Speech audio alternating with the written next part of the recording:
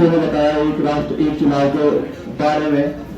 अब कुछ सवाल हम लोगों के दिमाग में आते हैं कि एक राष्ट्र एक चुनाव करवाने से क्या हमारे देश की अक्टूबर 2020 में श्री सुनील अरोड़ा जी जो कि इलेक्शन कमीशन के हेड थे, उन्होंने बताया कि अगर संविधान में संशोधन किए जाए तो एक ही हमारे देश को विश्वविद्रोह करने में सफल बनाएगा। एक राष्ट्र एक चुनाव के बहुत सारे बेनिफिट्स हैं, फायदे हैं। उनमें से कुछ मैं आपको बताना चाहता हूं कि ये चुनावी खर्च को कम करता है और अच्छी व सुचारू सुशासन इसके द्वारा होगी। अच्छी और सुचारू सुशासन कैसे होगी?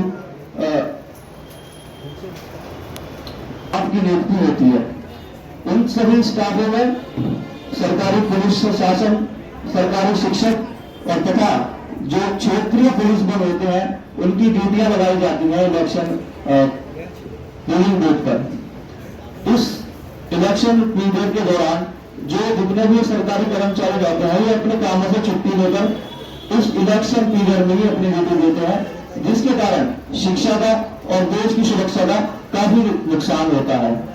एक देश एक चुनाव से देश की सुरक्षा एवं शिक्षा को बहुत फायदा होगा।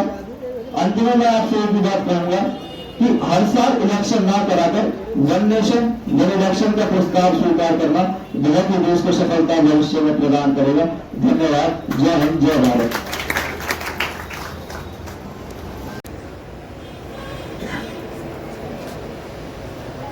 धन्यवाद ललित भैया। आज छाया पब्लिक स्कूल में इस सभागार में हमारे मुख्य अतिथि क्षेत्रीय अध्यक्ष युवा मोर्चा सुखविंदर सोम जी, साथ में बहुत ही आदरणीय हमारे जिलाध्यक्ष चैनपाल जी, हमारे पूर्व जिलाध्यक्ष दिनेश सिंघल जी, हमारे चेयरमैन साहब विनोद वैशाली जी, युवा मोर्चा के जिलाध्यक्ष हिमांशु भैया जी, छाया पब्लिक और पीवीएस स्कूल की जो प्रिंसिपल्स हैं वो भी उपस्थित हैं, और सामने उपस्थित हमारे अब मैं सबका नाम लेना स्टार्ट करूं, वैसे ले देती है, एक दो को तो ले दिया। अनिला आर्या जी, हमारे जो महामंत्री हैं जितेंद्र चितौड़ा जी, और दूसरे हमारे जिला उपाध्यक्ष देवेंद्र जी, हमारे जिला उपाध्यक्ष अमित भैया, जिला महामंत्री नवेंद्र गौड़ जी, हमारे बहुत ही सम्मानित यहाँ पर उपस्थित है मंडल अध्यक्ष रोहित जी, और एक आकाश शर्मा जी भी को देखा था मैंने, सचिन जी भी थे यहाँ पे उपस्थित, सभी यहाँ पे शिक्षकगण, सभी हमारी पार्टी के और मेंबर्स, नवीन भैया भी बैठे हैं, और उपस्थित सभी बच्चों सभी को मेरा प्रणाम और उपस्थित मंच को मेरा वंदन।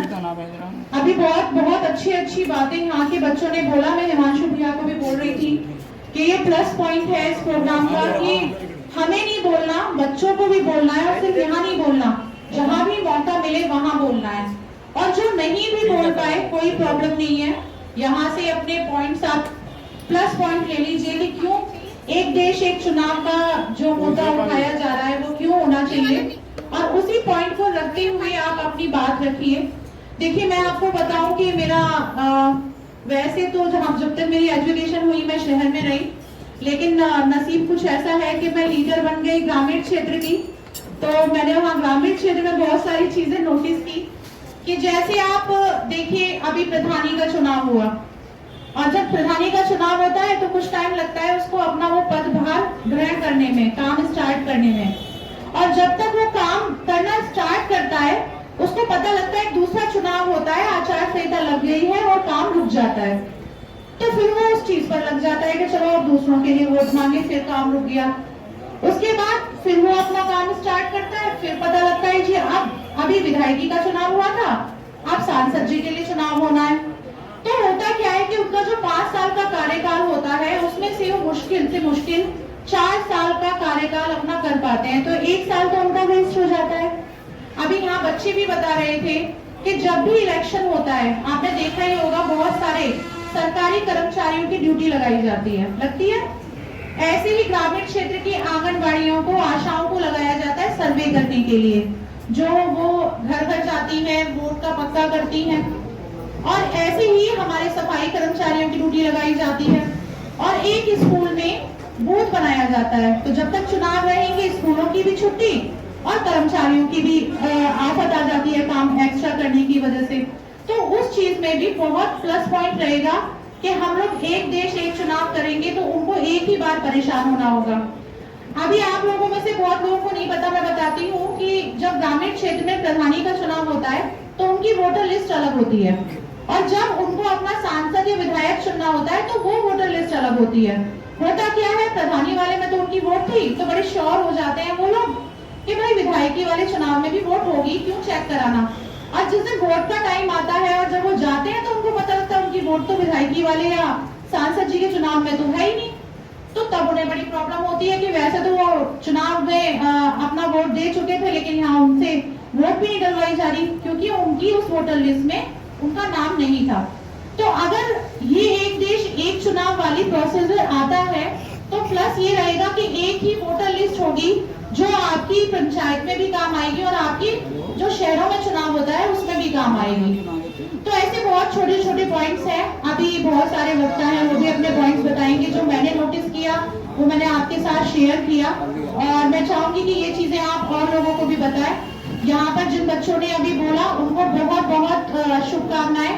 बहुत अच्छा कर रहे हैं। बहुत मुश्किल होता है मंच पे बोलना, लेकिन आप लोगों ने बहुत अच्छा किया, बहुत अच्छा बोला। आपका हम ब्राइट फ्यूचर के लिए बहुत शुभकामनाएं। सभी का बहुत बहुत धन्यवाद। जय हिंद, जय भारत। भारत माता की।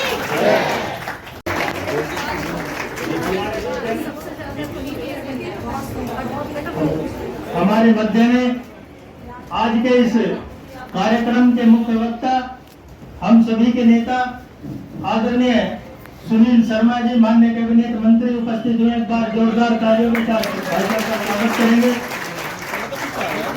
हमारी भी गलत हो गई ना।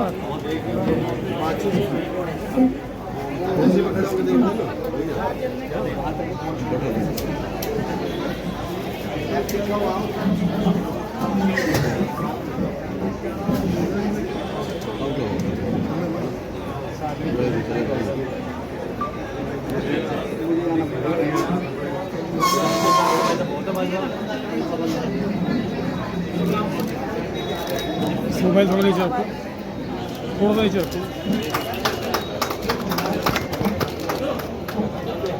नहीं जी, ऊपर ही रहते हैं आप। बेटा कैमरा कहाँ ले जा रहा है? बिल्कुल आगे पीछे को लगाए थे थोड़े। तो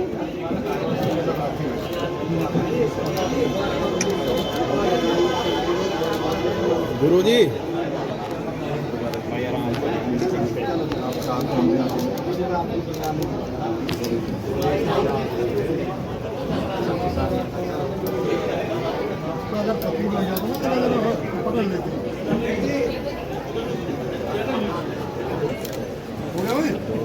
चलो।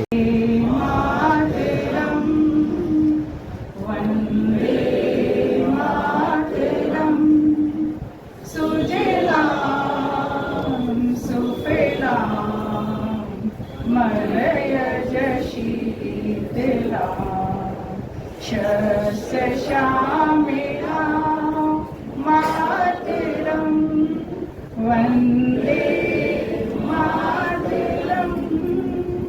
शुभ्र ज्योत्स्ना पुलकित यामिनी, फुल्लकुसुमित ध्रुवजल शोभिनी, सुहासिनी सुमधुर भाषिणी, सुखदां वरदां मातरम्। वन्दे मातरम्, वन्दे मातरम्, वन्दे मातरम्। भारत माता की जय। भारत माता की जय। जय हिंद।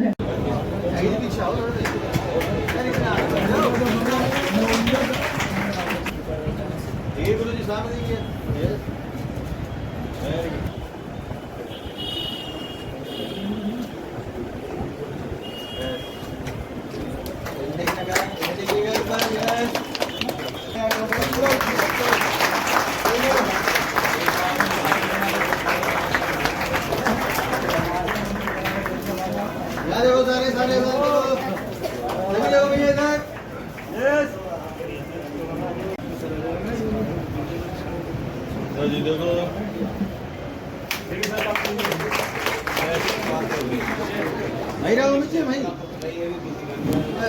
जी, यस यस यस।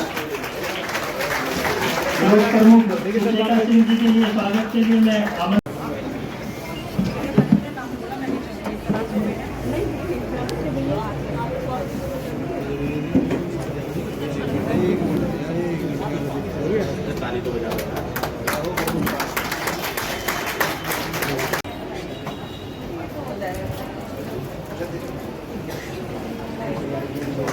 थोड़ा सामने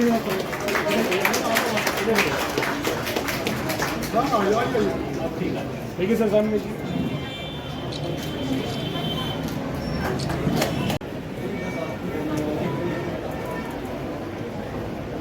यस ठीक है सर, सामने देखिए, सामने सर, सामने यस।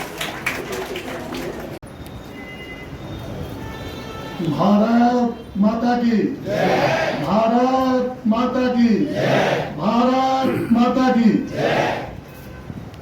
कार्यक्रम में उपस्थित उत्तर प्रदेश सरकार में कैबिनेट मंत्री, आज के मुख्य अतिथि आदरणीय सुनील शर्मा जी,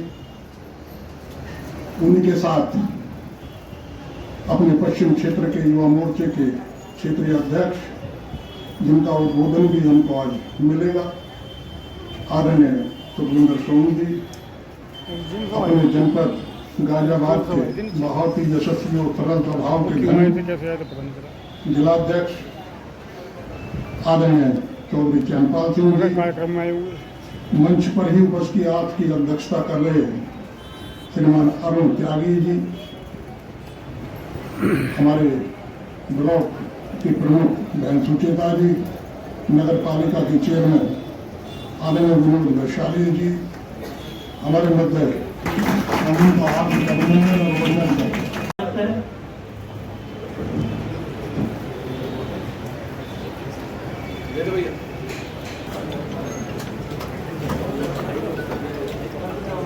शर्मा जी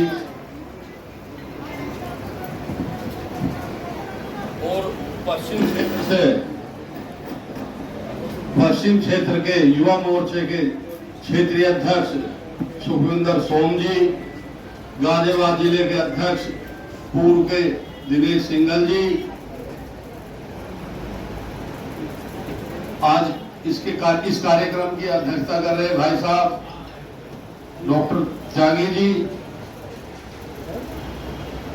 मोदी नगर विधानसभा की विधायक और आप सबकी हमारी चहेती बहन मंजू शिवाज जी, मोदी नगर के चेयरमैन भाई विनोद वैशाली जी, भोजपुर के ब्लॉक प्रमुख बहन सुचेता जी, इस कार्यक्रम के सह संयोजक हिमांशु जी, मंच संचालन कर रहे ललित त्यागी जी, सभासद भी हैं, युवा मोर्चे में भी हैं, और आप सबका सहयोग कर रहे शिव भाई, उपस्थित सभी साथियों, अनिला जी, विजय जी, जितेंद्र जी, देवेंद्र जी, अमित जी, नवेंद्र जी, अपराजिता जी, देवेंद्र जी, अति विशिष्ट अरुण जी, अरुण त्यागी, बहुत भाई साहब, बहुत बहुत आप सभी भारतीय जनता पार्टी के मंडल अध्यक्ष, सभी साथियों, नौजवान साथियों, बच्चों, प्यारे बच्चों, आपने जो अभी अपना संबोधन किया, ये असल में सरकार जो चाह रही है वो एक देश एक चुनाव, ये होना चाहिए। और हम सब तो लगाए हुए हैं, संगठन की तरफ से आप जाके बच्चों को समझाओ, मोहल्ले में समझाओ, गलियों में जाओ, सबके पास जाके अपनी बात रखो। अभी हमारे मुख्य वक्ता जी, माननीय मंत्री जी सुखविंदर जी अपनी बात रखेंगे, आपको सब विस्तार से समझाएंगे, पर फिर भी सबका एक ही एजेंडा है, एक देश एक चुनाव। और जब आप जैसे नौजवान बच्चे, प्यारे प्यारे बच्चे और बच्चियां इस बात को अपने घरों में जाके रखेंगी, अपने माता पिताओं को, अपने अभिभावकों को बताएंगी, चर्चा करेंगे तो ये जरूर कामयाब होगा और हम इसके नुकसान फायदे भी बताएंगे। एक चुनाव होने से हमें कितना लाभ होने वाला है। विधायक जी हैं, मंत्री जी हैं, आप काम को जाते होंगे, अभी तो आचार संहिता लग रही है, 3 महीने बाद करेंगे। बार बार की समस्या से जिसमें धन भी खर्च हो रहा, बल भी खर्च हो रहा, उस सब से बचने का और देश को एक तरक्की के रास्ते में ले जाने का एक ही उपाय है, एक देश एक चुनाव। विधानसभा भी साथ, लोकसभा भी साथ, नीचे वाले भी साथ हो जा तो सब एक साथ हो जाएंगे। आराम से आप 5 वर्ष तक अपने प्रतिनिधि से बराबर प्रयास करके अपने कार्य करवाएंगे। किसी का रास्ते का कार्य है, किसी का नाली का काम है, किसी का खड़ंजे का काम है, किसी का और सरकारी काम है, वो नहीं रुकेंगे। और जो आए दिन की दिक्कत आ रही है, ये सब खत्म हो जाएंगी।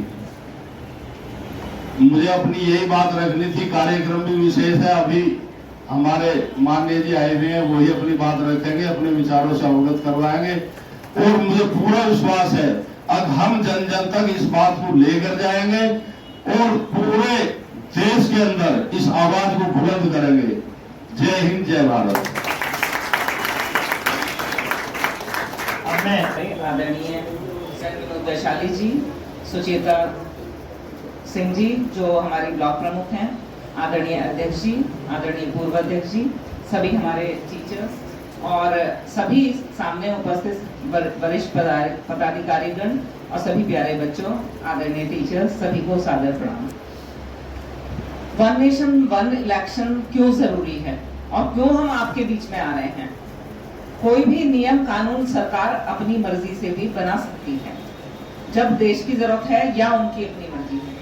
जैसे कि बहुत बड़ी बड़ी चीजें हुई, इमरजेंसी बनाई और हमारे ऊपर लगा दी गई थी। ऐसे कठोर कानून भी ये सत्ता की पावर होती है, वो बना सकते हैं। लेकिन नहीं, हम वन नेशन वन इलेक्शन चाहते हैं। इसमें वोटिंग भी हुई है और लगभग 71 वोटों से ज्यादा मतलब वोट पॉजिटिव में मिले हैं कि वन नेशन वन इलेक्शन होना चाहिए। लेकिन फिर भी एक जनमत संग्रह करा जा रहा है कि भाई जनता भी अवेयर हो कि क्यों ये वन नेशन वन इलेक्शन करवा रहे हैं हमारे केंद्र सरकार और क्या क्या इसके फायदे हैं। अभी सभी बच्चों ने देखा होगा, दिल्ली में इलेक्शन हुआ। दिल्ली के इलेक्शन का किसी को आइडिया है कितना बजट, दिल्ली के जो बजट आया था अभी उसमें कितना बजट है? दिल्ली जैसे राज्य का जो बजट है लगभग 95,000 करोड़ है, 95,000 करोड़। और जो अभी हमारा एमपी इलेक्शन हुआ था उसमें लगभग 1.4 लाख करोड़, यानी कि दिल्ली के बजट से ज्यादा खर्चा हुआ था। अब हमें चिंता क्यों हो रही है कि भाई ठीक है राज्य का बजट इतना है, इलेक्शन में इतना खर्च हो गया? क्योंकि जो इलेक्शन में बजट आवंटित किया जाता है, बजट आता है, पैसा आता है, वो कहां से आता है? हमारे आपके टैक्सेस के माध्यम से आता है। और अगर वो पैसा बच जाएगा तो निश्चित जानिए कि वो सारे का सारा पैसा आप सभी के ऊपर, हमारे ऊपर खर्च होगा। किसी को इनकम टैक्स में रिबेट चाहिए तो हो सकता है इनकम टैक्स में रिबेट मिल जाए, किसी को अच्छा इंफ्रास्ट्रक्चर चाहिए तो हो सकता है बहुत अच्छे एक्सप्रेसवे और बन जाए, किसी को खाद्य आपूर्ति में किसान को बीज भी चाहिए, खाद्य सब्सिडी ज्यादा चाहिए तो उसको वो मिल सकता है। क्योंकि पैसा तो इतना ही है, उसी को सर्कुलेट करना है, वही पैसा सर्कुलेट हो जाएगा। और मेरे नजरिए से हेल्थ एंड एजुकेशन अपने देश का मुख्य एक जो विभाग है जिसमें हमें चिंता करनी चाहिए और ये हमारी जिम्मेदारी है कि हम सरकार में होने के नाते हेल्थ और एजुकेशन पे चिंता करें, उनको बजट ज्यादा एलोकेट करें। अगर आप देखेंगे तो केंद्र सरकार के लगभग 45,000 के करोड़ के आसपास शिक्षा में बजट गया और 95,000 करोड़ के आसपास हेल्थ में बजट गया। अगर ये 1 लाख करोड़ बच जाएगा तो निश्चित जानिए कि अगर हेल्थ में खर्च हुआ तो और ज्यादा अच्छे हॉस्पिटल हो जाएंगे और अच्छी अच्छी फैसिलिटी सरकारी हॉस्पिटल में मिल जाएगी और हमारे डॉक्टर्स आ सकते हैं और आयुष्मान कार्ड जो 5 लाख के हैं वो हम और अपनी जनता को प्रोवाइड करा सकते हैं। सिमिलरली एजुकेशन में यदि ये जाता है, आप सभी एक अच्छे विद्यालय के स्टूडेंट हैं, लेकिन हमारा बहुत सारा अंडर प्रिविलेज हमारा सोसाइटी है जिनके बच्चे सरकारी स्कूल में जाते हैं और बार बार ये कह दिया जाता कि सरकारी स्कूल है, लेकिन हमारी सरकार ने सरकारी स्कूलों को भी आपके विद्यालय के समकक्ष ला रही है। और निश्चित जानिए कि इसको समकक्ष लाने के लिए, आपके स्कूल के बराबर लाने के लिए सरकार बहुत पैसा खर्च कर रही है। ऑन एन एवरेज अगर प्राइमरी स्कूल का मैं खर्चा निकालूं तो लगभग 3,000 रुपए प्रति बच्चा प्रति महीना खर्चा आता है। 3,000 रुपए प्रति बच्चा प्रति महीना। अब आप अपनी फीस से अंदाजा लगाना कि आपका कितना खर्चा आता है। तो यदि हमारा ये पैसा इलेक्शन में जो फालतू खर्च हो रहा है 1 लाख करोड़, और कुल सारे इलेक्शन मिला हो तो लगभग 7-8 लाख करोड़ पैसा आएगा, अगर वो हमारे बच्चों की एजुकेशन पे लग गया तो निश्चित जानिए कि जो हमारे सरकारी स्कूल हैं जो बहुत अच्छे हो गए हैं वो आगे भी और अच्छे हो जाएंगे। इसलिए हम लोग आपके बीच में आ रहे हैं। इतने सभी सरकार के मंत्री आपके बीच में हैं, संगठन के बड़े अधिकारी आपके बीच में हैं, हम लोग तो आप ही के बीच में से हैं। हम लोग भी आपके बीच में आ रहे हैं अपनी बात को कहने, आपके जिससे बैक ऑफ द माइंड में ये रहे कि जब ये बिल टोटली इम्प्लीमेंट हो जाएगा कि नहीं ये चीज ठीक थी, आदरणीय मोदी जी ने ये चीज ठीक करी है। यही खास बात यह है कि बच्चे आए हैं, हम सभी जो मंचासीन हम लोग हैं, हम आगे के ब्राइट फ्यूचर के लिए काम कर रहे हैं, जिससे कि आपका ब्राइट फ्यूचर ब्राइट हो, आपके जैसे और जो अंडर प्रिविलेज चिल्ड्रन है उनका फ्यूचर अच्छा हो, और ये वन नेशन वन इलेक्शन से जो पैसा बचे हमारे बच्चों के अपलिफ्ट करने का। Thank you very much. बोलो भारत माता की। इतने उत्साह आपने माननीय विधायक जी और बच्चों के बहुत अच्छे ऊर्जावान विचार सुने, तो एक बार उसी ऊर्जा को दोबारा एक बार जागृत करें। कार्यक्रम आपका समापन पे माननीय अतिथि केवल बचे, एक बार जोर से बोलेंगे, बोलो भारत माता की, और जोर से बोलो भारत माता की। आज छाया पब्लिक स्कूल के इस प्रांगण में आयोजित एक राष्ट्र एक चुनाव पर इस संगोष्ठी में आज के कार्यक्रम में मुख्य अतिथि के रूप में पधारे उत्तर प्रदेश सरकार के कैबिनेट मंत्री, बहुत ही वरिष्ठ नेता आदरणीय श्री सुनील शर्मा जी, इस जिले के बहुत कर्मठ जिलाध्यक्ष आदरणीय श्री चैनपाल सिंह जी, और अभी जिनका उद्बोधन आपने सुना ऐसे हमारे लोकप्रिय विधायक आदरणीय डॉक्टर मंजू शिवाजी जी, इस कार्यक्रम के जिले से समन्वयक पूर्व जिलाध्यक्ष आदरणीय श्री बीर सिंगल जी, इस नगर पालिका के बहुत कर्मठ चेयरमैन आदरणीय विनोद वैशाली जी, बहुत कुशल संचालन और वक्ता आदरणीय ब्लॉक प्रमुख श्री सुचेता सिंह जी, इस कार्यक्रम की अध्यक्षता कर रहे डॉक्टर अरुण त्यागी जी, आदरणीय संगीता शर्मा जी प्रधानाचार्य, और युवा मोर्चा के बहुत परिश्रमी अध्यक्ष भाई हिमांशु शर्मा जी, और संचालन कर रहे भाई ललित जी, शिव अग्रवाल जी, मेरे सम्मुख बैठे आदरणीय जितेंद्र चितौड़ा जी, नवीन गौड़ जी, अमित चौधरी जी, देवेंद्र चौधरी जी, और बहन जी अनिता जी, बहुत वरिष्ठ नेत्री भारतीय जनता पार्टी के हमारे बीच में है। आप सभी का इस कार्यक्रम में अभिनंदन अभिवादन करता हूँ। उस प्रांगण में आए सभी बैठे युवा तरुणाई, सभी छात्र छात्राएं, हमारी मातृशक्ति, आप सबका अभिवादन करता हूँ। और आज बहुत विशेष दिन है, आज बैसाख माह की शुक्ल पक्ष की तिथि और भगवान परशुराम जी चिरंजीवी जी का आज जन्मोत्सव है। उनके चरणों में अपना प्रणाम निवेदित करते हुए अपनी बात शुरू करता हूँ।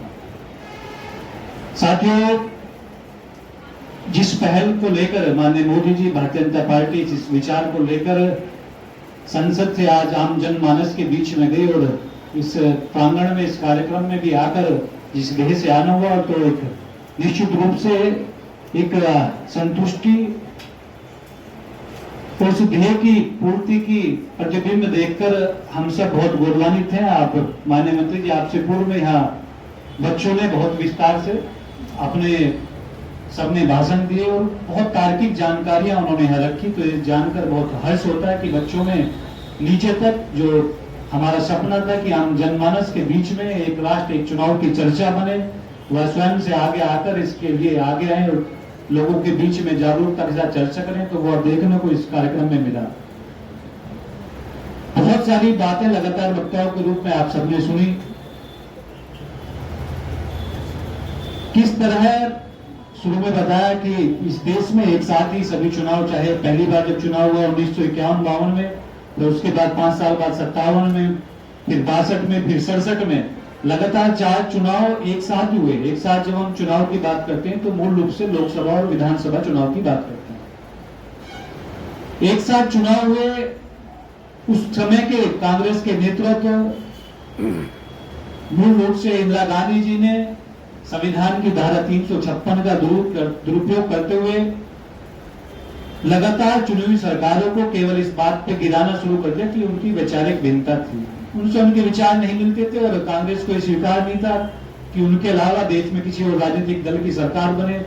पहले 1959 में उन्होंने केरल में कम्युनिस्ट पार्टी की सरकार को बर्खास्त किया। उसके बाद 1967 में पंजाब, हरियाणा, तमिलनाडु, बिहार 4 राज्य की सरकारों को बर्खास्त किया और 1967 से 80 तक 30 राज्य की सरकारों को केवल अपने वैचारिक मतभेदों के आधार पर उन्होंने बर्खास्त किया, जिससे इस देश में एक साथ चुनाव होने का क्रम टूट गया।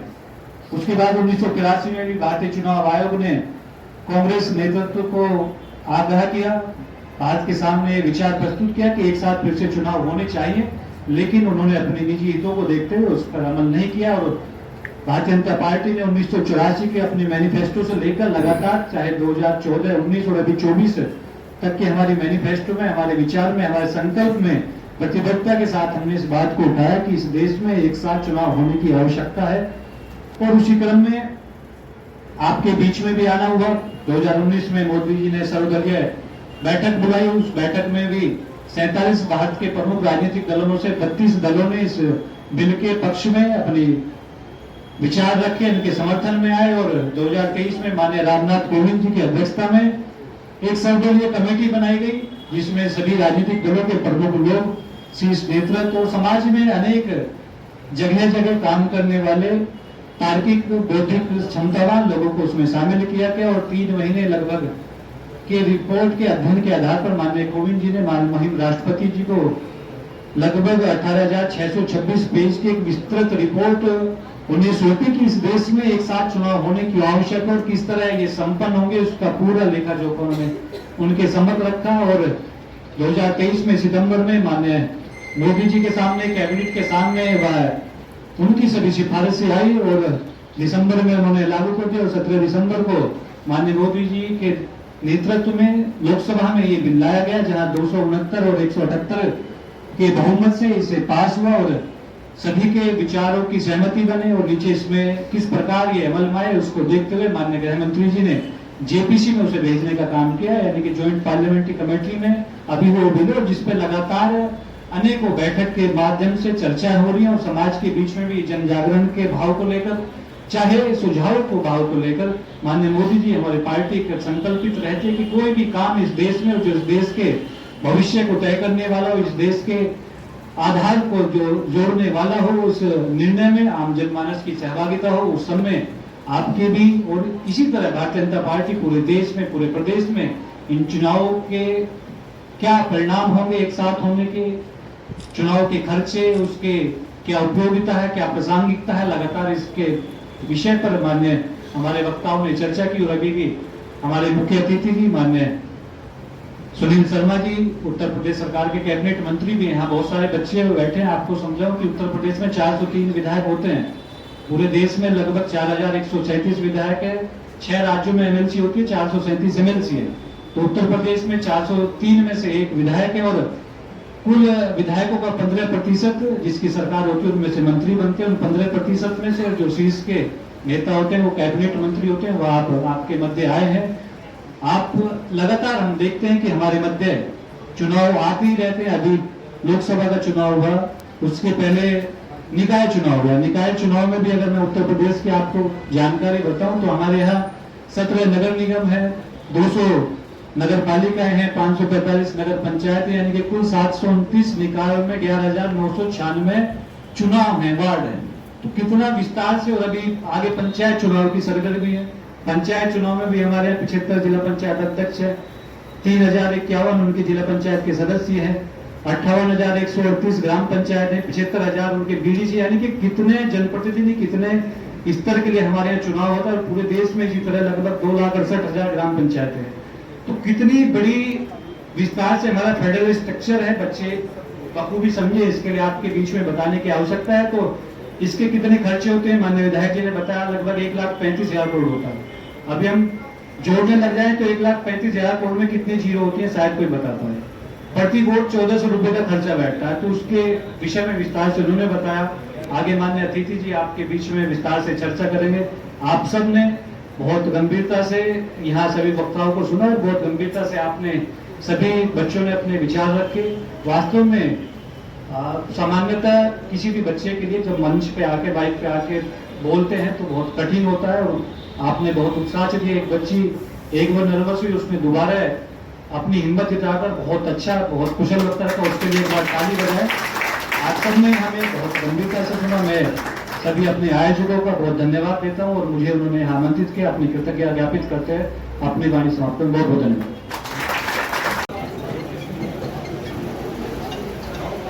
भारत माता की, भारत माता की। आज के इस कार्यक्रम की अध्यक्षता कर रहे डॉक्टर अरुण त्यागी जी, भारतीय जनता पार्टी के जिले के बहुत ही यशस्वी अध्यक्ष और बहुत पुराने कार्यकर्ता आदरणीय चौधरी चैनपाल सिंह जी, हमारे पश्चिम उत्तर प्रदेश युवा मोर्चा के क्षेत्रीय अध्यक्ष आदरणीय श्री सुखविंदर सोम जी, इस क्षेत्र की बहुत ही लोकप्रिय विधायक आदरणीय डॉक्टर मंजू शिवाज जी। अब डॉक्टर मंजू शिवाज जी से हमारे दो रिश्ते, बड़ा संकट है। राजनीतिक क्षेत्र में महिला कार्यकर्ताओं को बहन जी कहने का परंपरा, तो उस नाते से तो हम बहन जी कहते हैं। और चूंकि हमारे मित्र हैं डॉक्टर देवेंद्र, हम साथ पढ़े हैं, तो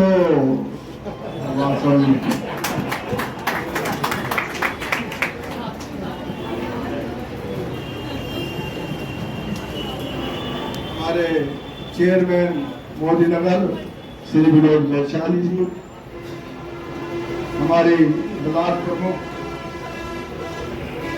सुचेता सिंह जी,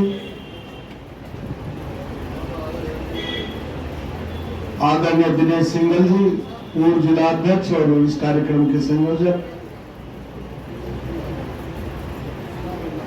डॉक्टर संगीता शर्मा जी, हमारे युवा मोर्चा के जिला अध्यक्ष हिमांशु शर्मा जी, जो मंच का संचालन कर रहे हैं श्रीमान ललित त्यागी जी पार्षद, आदरणीय शिव अग्रवाल जी, नवेंद्र गौड़ जी, जितेंद्र जी चितौड़ा, श्री अमित चौधरी जी, श्री देवेंद्र चौधरी जी, और जो रह गए वो सब, उन सभी को शामिल करते हुए, क्योंकि पर्ची में इतने नाम लिखे हैं। यहाँ उपस्थित बहुत पुराने कार्यकर्ता बैठे हैं। ये अरुण त्यागी मेरे साथ युवा मोर्चे में था, ये भी बुढ़ा होगा, मैं भी होगा। सभी कार्यकर्ता बहन और भाइयों, मुझसे पूर्व के वक्ताओं ने बहुत ही विस्तार से एक देश एक चुनाव पर और उससे पहले बच्चों ने अपने विचार रखे हैं, और मैं समझता हूं कि मेरे कहने के लिए कुछ बचा नहीं है। अब जो भी मैं बोलूंगा वो इन वक्ताओं की और आपके द्वारा उसको दोहराने का ही काम करूंगा। लेकिन मैं एक दो बात कह करके बहुत संक्षिप्त में अपनी वाणी को विराम दूंगा। विधानसभा में जब हम पहली बार गए तो वहां दो लॉबी होती है, दो पक्ष होते हैं, एक सरकार का एक विपक्ष का, सत्ता पक्ष और विपक्ष। तो जो सत्ता पक्ष है उस जहां आपने देखा होगा कि सब विधायक हाउस बैठता है, उसके पीछे लॉबी होती है जहां आदमी आराम करने के लिए चाय पानी पीने के लिए चला जाता है। तो उनके जो दरवाजे थे लॉबी के पीछे, उस पर जहां सत्ता पक्ष बैठता है उस पर लिखा हुआ था हाँ लॉबी, और जहां विपक्ष बैठता है उस पर लिखा हुआ था नहीं। इसका मतलब ये हुआ कि इन्हें हर बात पर हाँ कहनी है और इन्हें हर बात पर नहीं कहनी है, बात सही हो या गलत हो। यही था ना बहन जी।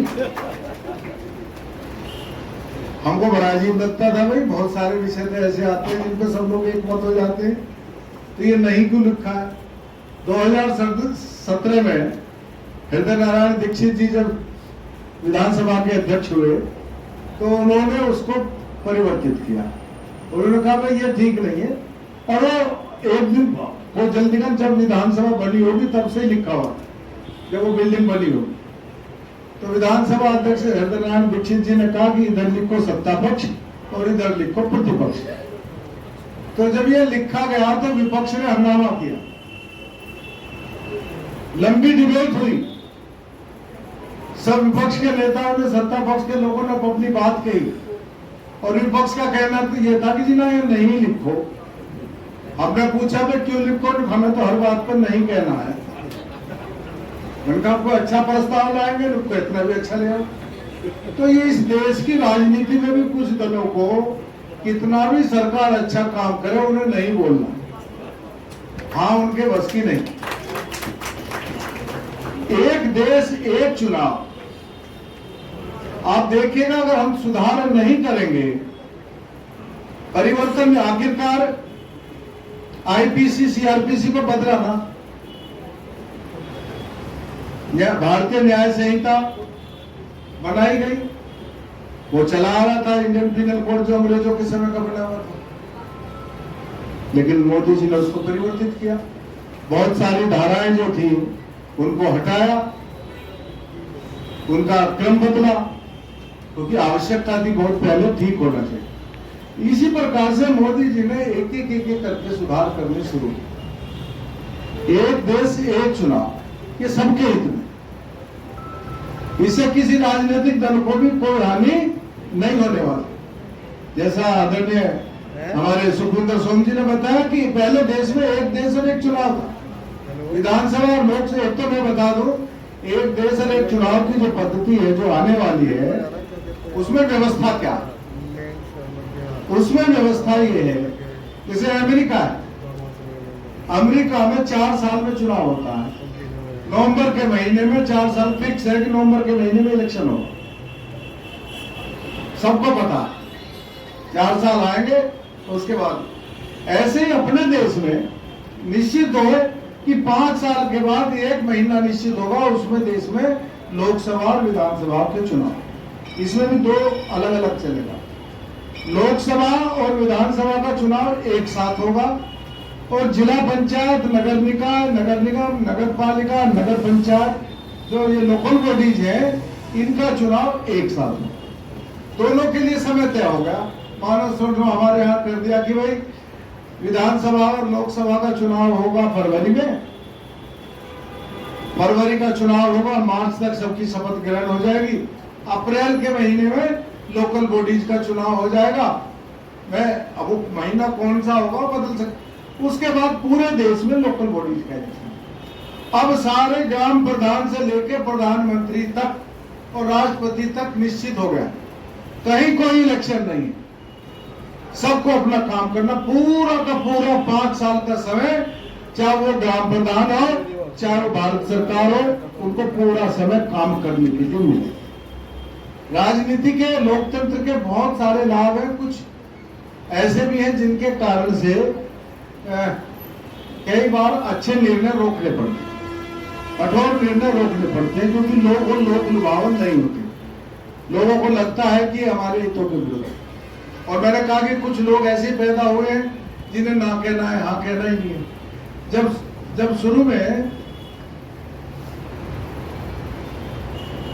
हाइड्रो पावर स्टेशन लगाए गए, पानी से बिजली बनाएगी, तो लोगों ने भाषण दिया कि अब इस पानी में बचा का इसकी बिजली तो निकाल ही नहीं, पानी की तो जान नहीं निकालनी है, पानी तो बेकार। ऐसे भाषण दिए गए। जब कंप्यूटर इस देश में आया तो लोगों ने कहा कंप्यूटर आएगा तो सब रोजगार खत्म हो जाए।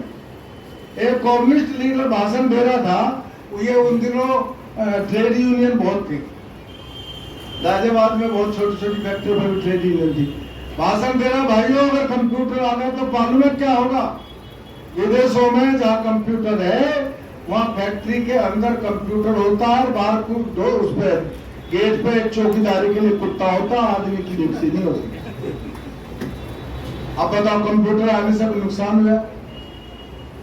अगर हमको विकास करना है, आगे बढ़ना है, तो नित्य नए प्रयोग करने।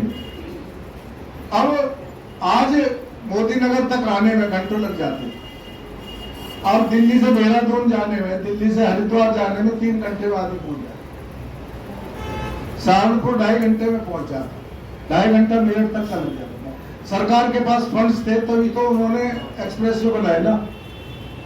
सरकार के पास फंड्स हैं तभी तो वो 81 करोड़ लोगों को मुफ्त राशन दे रहे हैं। सरकार के पास पैसा है तभी तो आयुष्मान योजना है।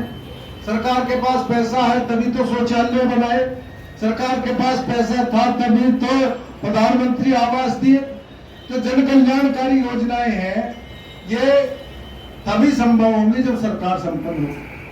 एक इलेक्शन में इतना खर्चा हो जाता है कि अगर पाकिस्तान बॉर्डर पे भारत की सेनाएं युद्ध करे तो लंबे समय तक युद्ध में जितना खर्चा नहीं होता उतना एक इलेक्शन में खर्चा होता है। खर्चे के अतिरिक्त नुकसान कितना होता है? चुनाव होगा मध्य प्रदेश में, चुनाव होगा राजस्थान में, अधिकारी उत्तर प्रदेश के भेज दिया जाएगा ऑब्जर्वर बना।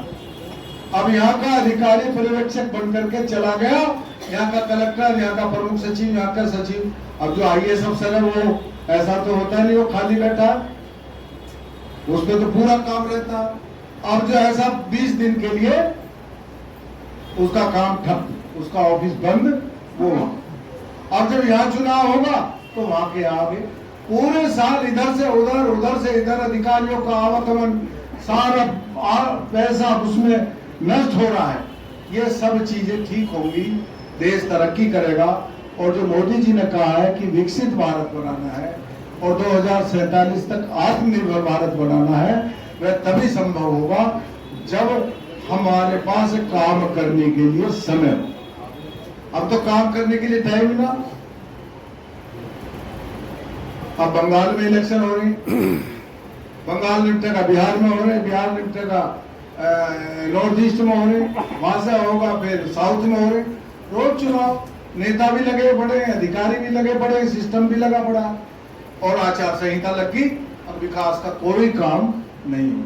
जरा गणना करो कि एक साल में कितनी बार आचार संहिता लगती है। ये सब बाधाएं जो विकास के मार्ग में है दूर होंगी, देश तरक्की करेगा, आत्मनिर्भर भारत बनेगा, विकसित भारत बनेगा, सशक्त भारत। आज का वातावरण जो देश का है वो अलग, लोग, सारा देश की जनता पहलगांव की घटना को लेकर के बहुत दुखी, हर व्यक्ति के मन में रोष। कल पाकिस्तान के लोग अब एक ही बात कह रहे हैं, हम एटम बम फोड़ देंगे। क्यों कह रहे हैं? उन्हें भी पता कि तो एटम बम तो भारत के पास है।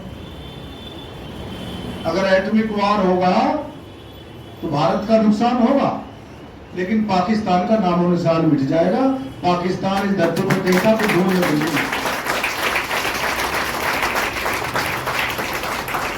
हम तो एटमिक वार नहीं चाहते,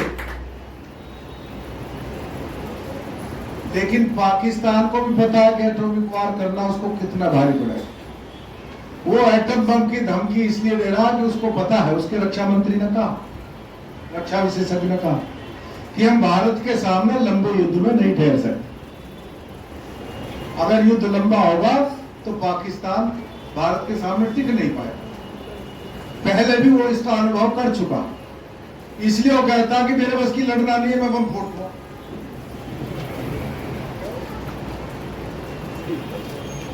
इसीलिए कह रहा ना। लेकिन ये तो तय होगा कि भारत की सेनाएं इतनी सशक्त हैं, इतनी मजबूत है, चाहे एयरफोर्स हो, चाहे नेवी हो, चाहे थल सेना हो, कि पाकिस्तान को उसकी औकात का एहसास है कि हिंदुस्तान वाले जब मारेंगे तो रावलपिंडी और कराची तक छोड़ेंगे नहीं।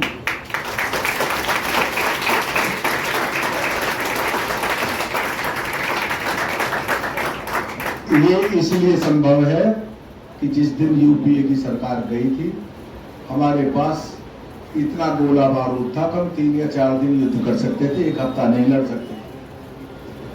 आदरणीय नरेंद्र मोदी जी ने तमाम जन कल्याणकारी योजनाएं चलाते हुए सैन्य बल को इतना मजबूत कर दिया है कि हमारी सेनाएं 2 मोर्चों पर एक साथ लड़ सकती है।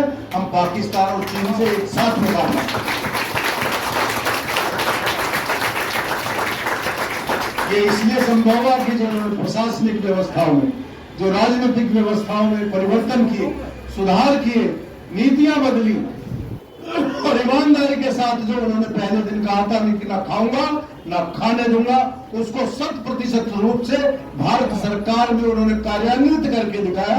इसलिए आज ये जन कल्याणकारी योजनाएं भी हो रही है और हम सैन्य बल के आधार पर इतने मजबूत है कि कोई हमारी तरफ आंख उठा करके देख नहीं सकता। बहनों भाइयों, ये एक देश एक चुनाव इस देश को इतनी ताकत देगा, इस देश का इतना पैसा बचाएगा, इस देश का इतना समय बचाएगा कि 2047 नहीं, हम 2047 से पहले आत्मनिर्भर और विकसित बन सकते हैं। मेरा तो आप सबने इसके समर्थन में कहा, मैं आपका धन्यवाद ज्ञापित करता हूं। बच्चों से कहूंगा कि प्रधानमंत्री जी को चिट्ठी लिखें, मेल करें उन्हें और इसका सपोर्ट करें, बाकी लोग भी करें कि ये आपका जो प्रस्ताव है बहुत अच्छा, देश की जनता आपके साथ खड़ी है। मेरा ये आपसे अनुरोध है। आप सभी का बहुत बहुत धन्यवाद। नमस्कार, जय हिंद, जय भारत। करता हूँ, समय का अभाव है, मन तो बहुत था बोलने के लिए, क्योंकि मेरे सभी साथी और ऐसे ऐसे गणमान्य व्यक्ति बैठे हैं जिनके लिए एक के लिए अगर मैं कहना शुरू करूं तो शाम भी कम पड़ जाएगी। तो मैं पुनः हाई स्कूल परिवार की तरफ से आपका तहे दिल से धन्यवाद करता हूं और भविष्य में भी आपका शुभागमन हमारे इस प्रांगण में होता रहे, इसके लिए मैं आपको निमंत्रण देता हूं। धन्यवाद।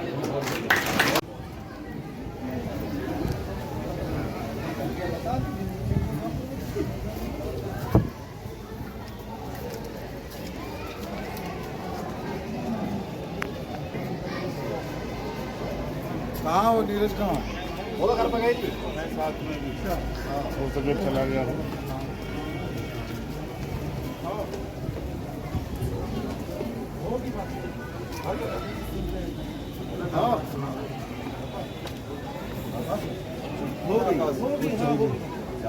वहाँ चलना कर